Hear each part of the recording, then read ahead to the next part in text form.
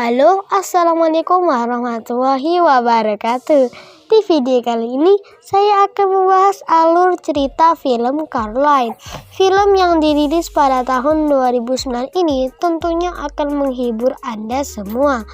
Film dengan anak gadis yang baru pindah ke rumahnya dan dia menemukan pintu kecil rahasia. Tokoh-tokoh dalam film tersebut adalah Coraline Jones, seorang anak tunggal dari sepasang suami istri yang bernama Charlie Jones, ayahnya, dan Mel Jones, ibunya.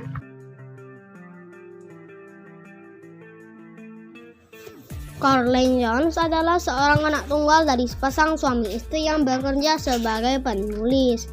Keluarga mereka bisa dianggap sebagai keluarga yang kurang mampu, apalagi ketika orang tuanya, Mel Jones dan Charlie Jones, memutuskan untuk menjual rumah mereka dan pindah ke sebuah apartemen tua yang berusia 150 tahun.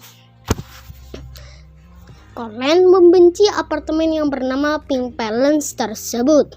Tetangga-tetangganya terlihat aneh dan menyeramkan bagi Coraline, dan dia hanya bisa menemukan seekor kucing hitam kurus yang dekil bersama seorang anak laki aneh yang bernama YB.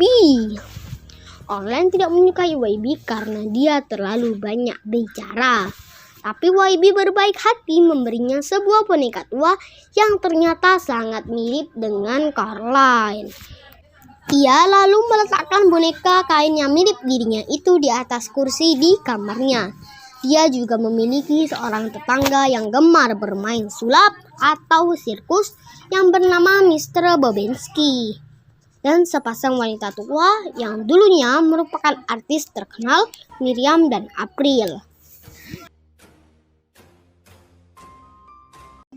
Hari-hari yang dilalui Coraline dengan sangat bosan. Dia merindukan kawan-kawannya yang ada di kota. Dia juga membenci situasi di mana kedua orang tuanya terlalu sibuk dengan mengejar deadline, sehingga tak seorang pun yang peduli untuk meluangkan waktu bersamanya. Dia selalu mencari cara untuk mengganggu orang tuanya, hingga orang tuanya marah dan akhirnya ayahnya menugaskan Coraline untuk mendata isi apartemen mereka. Sebenarnya itu hanyalah taktik agar Coraline menjadi sibuk dan tidak mengganggu kesibukan mereka lagi. Berhubung cuaca sedang musim penghujan, dengan bersungut-sungut Coraline mengerjakan perintah ayahnya. Tanpa sengaja, ia menemukan sebuah pintu berukuran kecil yang hanya bisa dimasuki oleh orang anak kecil sepertinya. Ibunya berhasil menemukan kunci untuk membuka pintu kecil itu. Tapi anehnya di balik pintu itu tidak ada apa-apa selain tembok. Ibunya berkata bahwa kemungkinan tembok itu dipasang ketika mereka membangun apartemen itu dulu, sehingga pintu itu tidak bisa digunakan. Di malam hari, Coraline melihat seekor tikus melintas di kamarnya.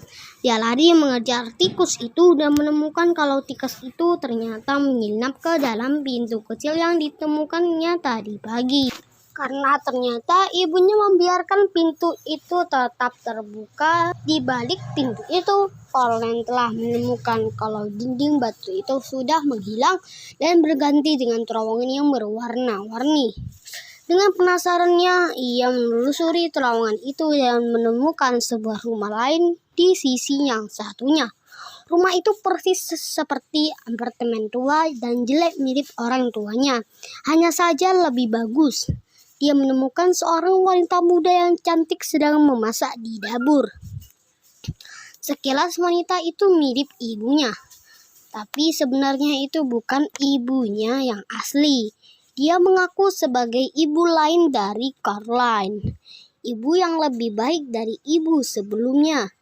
Dia memasak makanan yang lezat dan ayah lain memainkan musik untuknya.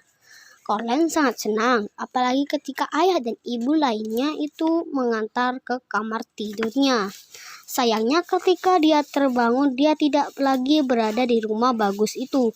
Tetapi Dia kembali ke apartemen tua milik orang tuanya dan bertemu dengan kedua orang tuanya yang asli. Coraline akhirnya menyimpulkan kalau dia akan merasa lebih bahagia jika bisa bersama dengan ayah dan ibu lainnya yang di sisi lain di pintu kecil itu dengan selama-lamanya. Di sana dia selalu mendapatkan apa yang dia inginkan. Ibunya selalu memasak makanan yang enak. Ayahnya selalu menemaninya bermain. Tetangga-tetangganya yang aneh dan misterius itu berubah menjadi orang-orang yang menyenangkan dan selalu menghibur. Hanya ada satu hal yang membedakan mereka. Mata mereka terbuat dari kancing, termasuk juga YB yang lainnya. Khusus untuk anak laki-laki ini, di sisi lain YB tidak bisa bicara alias bisu, sehingga benar-benar berbeda dengan YB yang asli. Dengan semangat ia berusaha kembali membuka pintu itu, tapi ternyata pintunya sudah dikunci oleh ibunya dan disimpan di tempat yang sangat tinggi. Sementara orang tuanya pergi keluar rumah untuk menyelesaikan urusan buku mereka. Coraline ditinggal di rumah sendirian. Coraline yang nakal berhasil menemukan tempat penyimpanan kunci itu dan menelusup kembali ke sisi yang lainnya. Di sana ia bertemu kembali dengan ayah dan ibu lainnya yang ternyata mengetahui keinginan Coraline untuk bisa bersama dengan mereka selamanya. Ibu lain menyetujuinya dengan satu syarat. Coraline harus bersedia mengganti mata aslinya dengan kancing, seperti yang mereka miliki. Ibu lain akan menjahit kancing di kedua bola mata Coraline dengan jarum dan benang. Baru ia diizinkan tinggal bersama mereka untuk selamanya. Coraline ketakutan dan langsung menolak, dan memutuskan untuk kembali saja ke orang tua aslinya dan tidak mau matanya dijahit dengan kancing. Tapi dia tidak pernah berhasil keluar dari dunia boneka kancing tersebut. Dia tidak keluar meskipun dia sudah tertidur di dalam kamar itu. Ini dia anehnya bagi si Coraline. Dia sudah tidur di kamar itu, tapi besoknya terbangun masih di situ, tidak di rumah aslinya. Sikap nakalnya si Coraline membuat si ibu lain marah dan menunjukkan sosok aslinya yang mirip laba-laba raksasa yang menyeramkan. Coraline lalu dikurung di dalam sebuah cermin untuk merenungkan kesalahannya, sampai dia bersedia menerima jahitan di matanya baru dibebaskan dari cermin tersebut. Di dalam cermin itu, Coraline bertemu dengan 3 hantu anak-anak yang mengaku sebagai korban dari si ibu lain, yang ternyata bernama Beldam. Mereka dulu bersedia menjadi anak si Beldam jahat dan menerima kancing itu sebagai pengganti mata. Tapi ternyata kemudian Beldam memangsa jiwa mereka dan membuat mereka terikat dengan dunia itu. Meskipun mereka sudah meninggal, jiwa mereka tetap terkurung di dalam rumah sihir tersebut. Satu-satunya cara adalah dengan menemukan kembali bola mata mereka yang sudah dicuri oleh Beldam, dan mereka meminta bantuan Coraline itu. Karena jika bola mata mereka kembali, maka jiwa mereka bisa dibebaskan. Coraline lalu berjanji akan berusaha menemukan bola mata mereka. YB Bisu berhasil membebaskan Coraline dari dalam cermin dan mengantarkannya ke pintu kecil untuk melarikan diri. Dia berhasil kembali ke rumahnya, tapi orang tuanya menghilang diculik oleh Beldam. Kucing hitam kurus yang selama ini dibencinya tiba-tiba bisa berbicara kepadanya tentang apa yang sebenarnya terjadi.